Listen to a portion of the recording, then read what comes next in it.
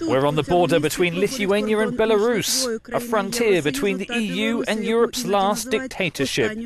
Yet the difference between the two villages on either side is not so obvious. Lithuania will host the so-called Eastern Partnership Summit later this month, and Belarus is on the guest list. The meeting aims to strengthen the relationship between Brussels and a number of former Soviet states, but locals here still reminisce about the USSR era. Stanislav lives in the village of Norviliškės on the Lithuanian side. What improvements? Beforehand it was much better. Before 2004, you mean? No, before 1996, when collective farms still existed. His aunt lives in Pitskuny on the Belarusian side. They only see each other 3 times a year when visa requirements are temporarily lifted.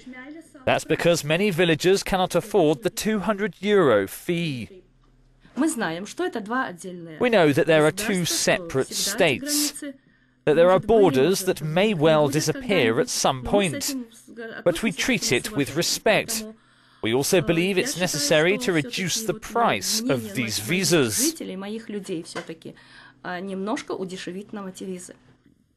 But as yet, there's been no such agreement, not to mention any talk of a visa-free regime for the people living there. Leokadia Gordievich did not see her husband for 5 years when he found a job in Belarus. The trip took all day. It's impossible to wait at customs for up to 8 hours.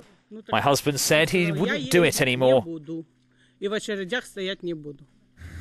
tough border controls remain in place, even for those who want to go and mourn for long-lost loved ones. The main cemetery for the 2 villages is on the Lithuanian side, but the only crossing is hundreds of kilometers away, and it costs a lot of money to make that round trip.